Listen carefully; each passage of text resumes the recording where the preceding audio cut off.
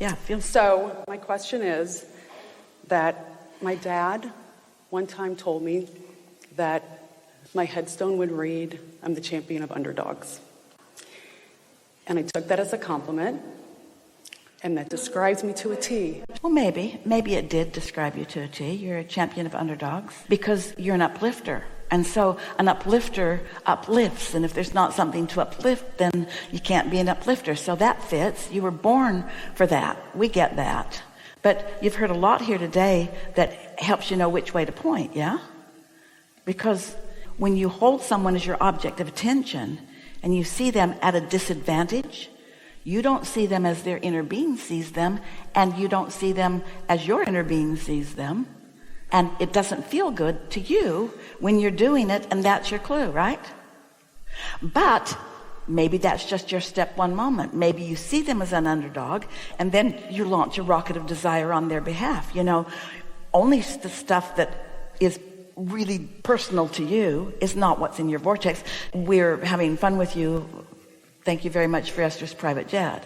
Because when you hold someone as your object of attention and you want something for them, you do put that in your vortex, and then you line up with it or you don't. In other words, it's not just stuff that you personally want. So when you care about someone, they're in your vortex. But you can tell you're giving us an opportunity to come right to this leading edge place that we have not developed conversationally very well, because it's really a new place that we're just stepping into together.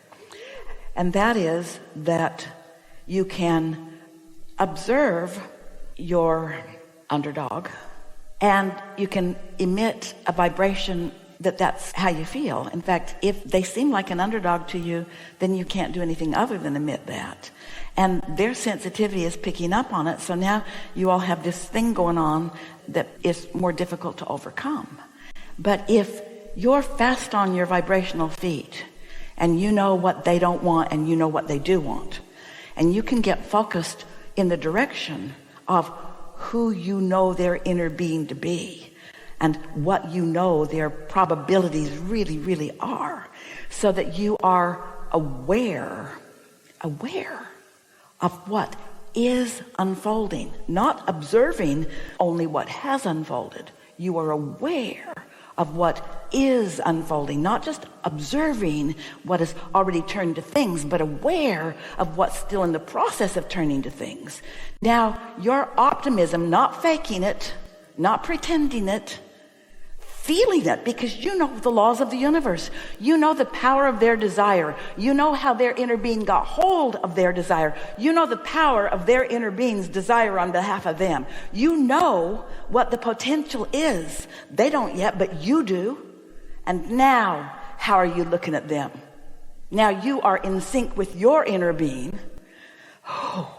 Now you've got the energy that creates worlds flowing through you. That's what the true power of influence is. It's you being so completely there without any resistance about the object of your attention, that the cooperative components are being summoned, being gathered, being collected to your vision of this, and they cannot defy you when you're really doing that.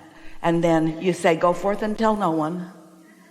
Go forth and tell no one, because I know this felt freaky to you. But I feel that I am really good at that for everybody but myself. And why is that? Why is that? We don't know. It's ridiculous. It is. It's like I can reconcile everybody's checkbook but my own. That doesn't make any sense. But I was talking religion and you know all what of you're that, trying to do? You're just trying to live up to the prophecy that your father put on your tombstone. But when I'm going to be 60 next month, when do I let that go? Well, they're very encouraging.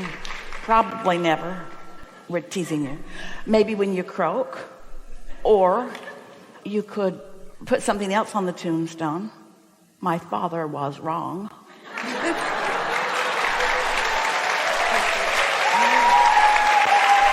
We want you to have not just a tombstone, we want a monument, because we got a lot to write on it.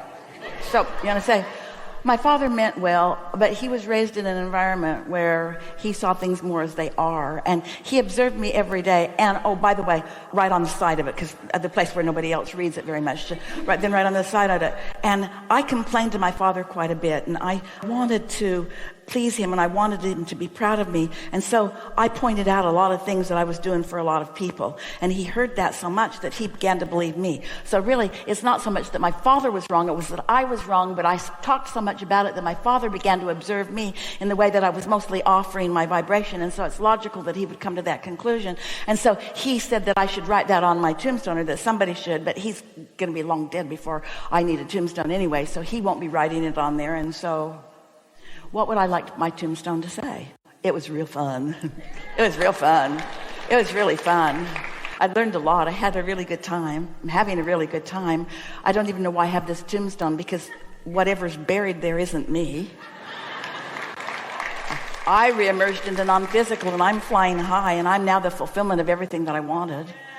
Just talk to yourself until you loosen up on that stuff that you know can't be right, because it feels so bad when you think it. It can't be right. It can't be right that you are unworthy, and it can't be right that you have to suffer your way into salvation, and it can't be right that God wants you to suffer. That cannot be right. That cannot be right. What is right is that you are pure positive energy, and that you decided to come into this physical body because you knew there was a lot going on and you would find it interesting. And you knew that there would be things that would inspire you, and you knew you would launch rockets, and you knew that a lot of those rockets you would launch and you wouldn't be ready to move in the direction of them, but you knew that your inner being would stay stuck to them, and that your inner being would never turn away from who you have become vibrationally, and that you would be able to feel it. And you knew that when you tune into who you really are and feel the love of who your inner being is, and that source energy who never takes eyes off of you, there aren't any eyes, who never takes attention away from you, who has complete awareness of you and your value, you knew for sure that you could vibe that out. And that's exactly what this whole conversation has been about. That's what you've been saying to us. I know all of this stuff, but I don't always go there. And you know why? You're mixed up. Almost everybody is, with what you were first encouraged to believe. In other words, you're encouraged to believe that your parents are wise. And no matter how dumb they are,